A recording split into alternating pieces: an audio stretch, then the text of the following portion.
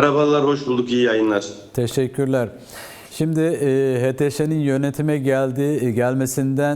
gelmesi ardından bir yıldan fazla süre geçti ve görülüyor ki o bir yıllık süre içerisinde HTŞ'ye bağlı güçlerin özellikle Alevi toplumuna yönelik saldırıları, katliamları devam ediyor. Binlerce Alevinin öldüğü yönünde de açıklamalar var.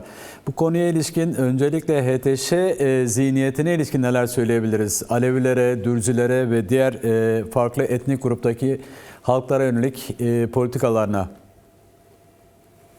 Evet, yani buradan öncelikle şunu belirtelim. Alevilere yönelik olsun, bölgede yaşayan diğer halklara, etnik, inançsal kimliklere yönelik yapılan bütün katliamların karşısında olduğumuzu, bunları çok şiddetle ve ağır bir şekilde kınadığımızı belirterek başlamak istiyorum.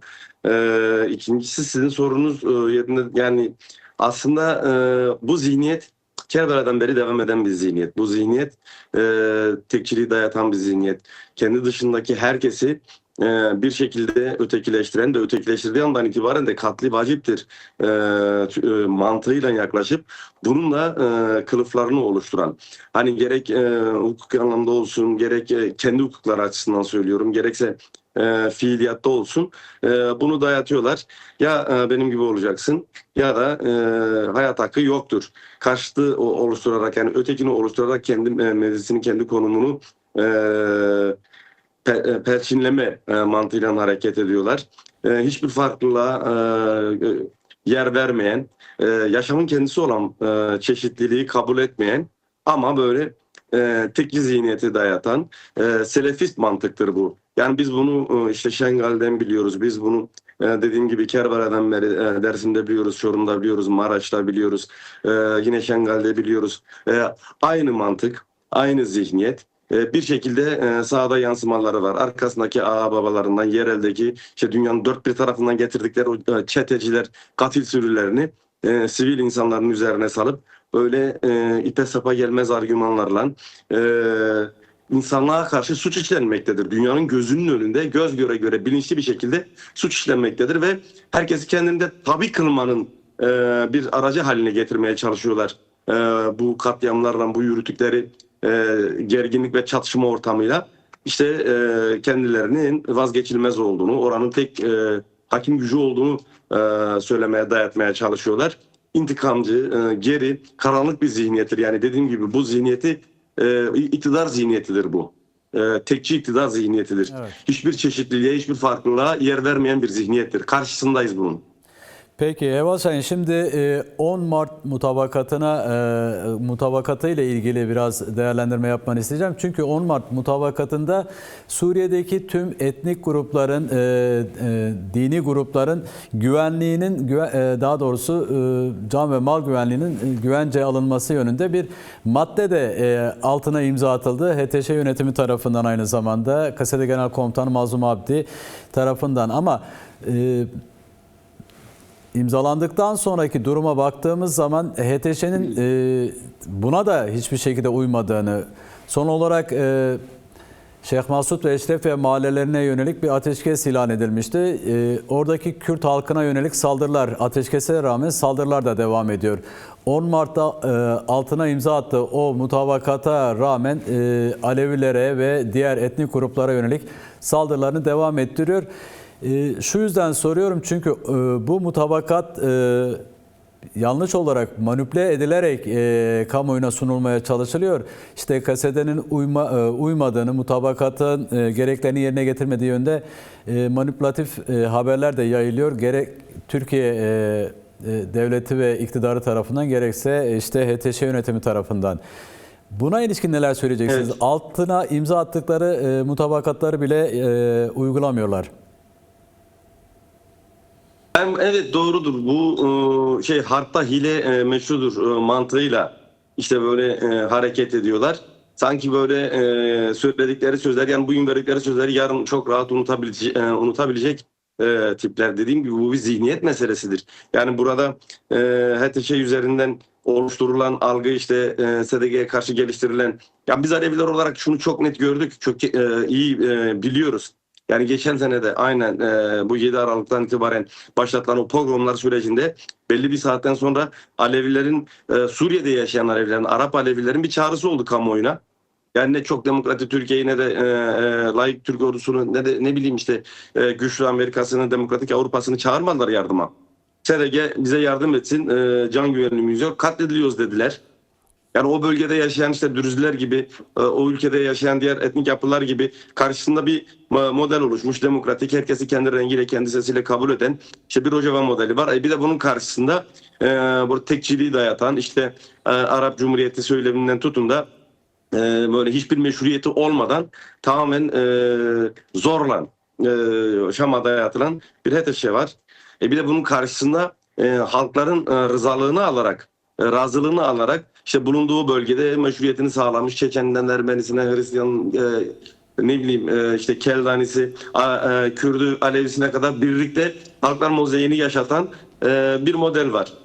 Bu modelin Orta Doğu'da gelişmesi gerekiyor. İşte demokratik konfederal sistem dediğimiz, ekolojik sistem dediğimiz şey bu. Evet. Yani bunun karşısında tekçiliği dayatan mantık HTŞ mantığıdır. Arkasındaki ağababalardır. Bunun Kürtlerin yaşadığı diğer ülkelere de model olması gerekiyor. Bu Orta Doğu'nun demokratikleşmesi demek. Bunun karşısında yer alanlar kimler? Ulus devletçiler. Kendileri de aynı mantıkla yani ya etnisiteye dayandıracaklar ya belli bir inanç zümresine dayandıracaklar. Yani iktidar kliğini oluşturacaklar. Zorla insanlara dayatmaya çalışıyorlar. Bu zoru da kamuoyunda işte bunlar uymuyor. Evet. Neye uymamışlar? Yani HTŞ geldiğinden beri bir iktidarın bulunduğu bölgede birinci dereceden ilk hayata geçirmesi gereken şey can güvenliği değil midir? Evet. Geldiğinden beri işte Alevileri camilere koyup yine Alevilerin camilerine koyuyorlar. İşlerine intihar saldırılar. Ondan sonra Alevilerin kadınlarını pazarda satmak, çocuklarını katletmek, mahallelerine girip sivillerini katletmek. Böyle bir zihniyetten ne bekleyebilirsin? Yani bunu SDG'yle ne alakası var? O bölgede SDG yok. Yani Laskiye'de, Latakya'da SDG mi var? Yok. Mazlum, sivil insanlar. Yani evlerine giriyorsunuz, iş yerlerine giriyorsunuz. Kadınlarını, ya 2025'te hala Alevi kadınlarını internet üzerinden alıp ganimet diye satıyorlar. Böyle bir zihniyetten ne beklenebilir? Evet. Bunun neresinden uzlaşılabilir? Bunun karşısında yani verdikleri sözleri ne kadar tutarlar? Ya bunun bir tek şartı var. Siz güç olursanız, kendi meşru müdafaanızı yaparsanız, siz kendiniz kendi kaderinizi tayin edebilecek örgütlemeyi sağlayabilirseniz HTŞ pardon özür dilerim HTŞ eli mahkum mecburen uymak zorunda kalacaktır. Arkasındaki güçler de oradaki böyle işte manipülatif mantıkla hareket edip Türkiye'de de özellikle Türkiye'de de yani bunu yansıtmaya çalışıyor. Sanki SDG'liler uymuyormuş. Yani Türkiye'deki Alevilere de diğer demokratik tüm çevrelere de çağrımızdır. Uluslararası kamuoyuna da çağrımızdır. Orada sivil insanların katledilmesiyle SDG'nin bir alakası yoktur. Evet. Yani bu 10 Mart mutabakatına uyulması takdirinde hiçbir şekilde Alevi katliamları olmayacaktır. Yani ne Aleviler ne diğerleri katledilmeyecektir. Çünkü can güvenliğinin sağlanması orada mutabakata yer alan, sözleşmede yer alan ve bundan altına imza atmışlar ama verdikleri sözü tutmuyorlar. Sözü tutmadıkları gibi işte bunun sebepleri de falanlardır, bevanlardır, bilmem nedir. Böyle arkasında işte savaş naraları atan, çığlıklar atanlar var. Evet. Yani bu savaş ateşi herkesi yakar. O yüzden biz özellikle barış diyoruz. O yüzden biz özellikle demokratik toplum diyoruz. Bunda bir Rojava modeli var yani buna bakarak hayata geçirilebilecek bir modeldir. Hem Suriye'de hem Türkiye'de hem diğer ülkelerde Orta Doğu'da hayata geçirilecek bir model. Bu kimin işine gelmiyor? İşte savaş baronlarının işine gelmiyor. Evet. Bunu körükleyenler de aynı klik, aynı mantık. Demek ki herkesin çıkarlarına ters düşüyor ki bu yapı. Halkların bir arada kardeşçe yaşamasını istemiyorlar. O yüzden bu katliamları dayatıyor. Aparatları da HTŞ. Evet, peki tam da işte bu cezasızlık politikası uygulanıyor. Özellikle arkasındaki güçler derken uluslararası güçlerden bahsedelim istersen. Türkiye'den bahsedelim. Evet.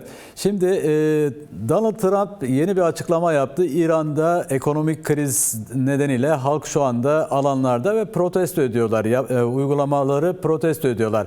Donald Trump da şöyle bir açıklama yaptı. Eğer halka yönelik işte protesto eylemi gerçekleştiren halka yönelik şiddet uygulanırsa müdahale ederiz şeklinde bir açıklaması var ama Suriye'ye baktığımız zaman Suriye'de insanlar katlediliyor. Yani şiddet bir tarafa, baskı bir tarafa, insanlar, Aleviler katlediliyor.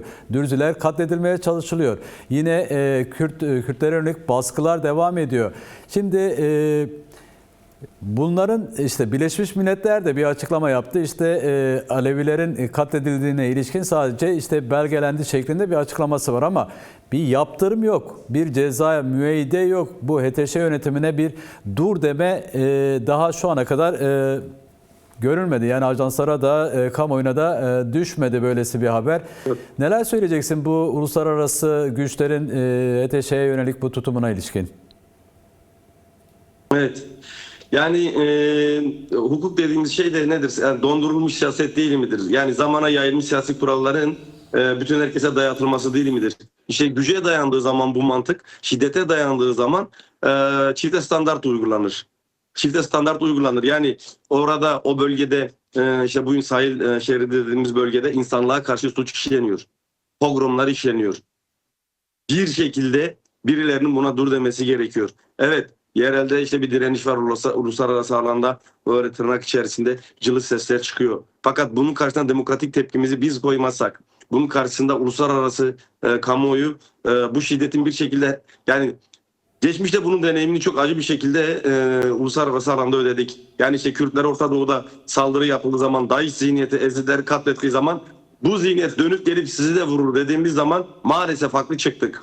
Bugün evet, orada yaşanan o pogromları gerçekleştirenler uluslararası alanda sessizlik korunduğu müddetçe yarın öbür gün başka yerlerde de aynı şeyleri hayata geçireceklerdir. Ki en nihayetinde işte bakın şeyde oldu, Avustralya'da oldu. Evet. Yani İran'a karşı bu kadar hukuku hatırlayanlar sivil katliamlarına karşı niçin hatırlamıyorlar?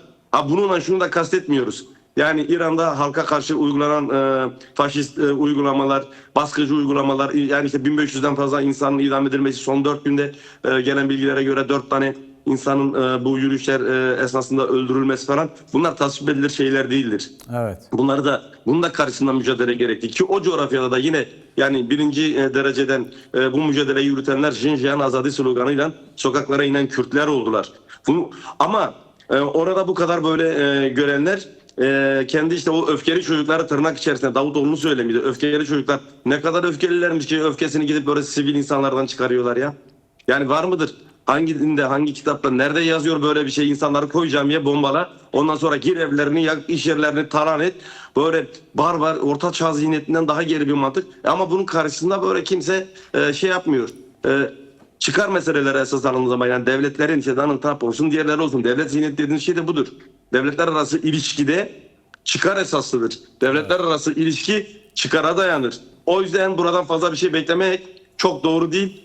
Biz şey yapmıyoruz, yani böyle bir beklenti içerisinde değiliz. Yani ne Donald Trump'dan ne de başka birisinden böyle bir beklentimiz de yok. Ancak uluslararası kamuoyu halklar arası mücadele bunu geliştirebilir. Halklar arası mücadelenin de yükselmesi gerekiyor. Demokratik kamuoyunun tepkisinin yükselmesi gerekiyor ve bizim verdiğimiz tepkiyle ancak bu katliamlar duracaktır diye düşünüyorum.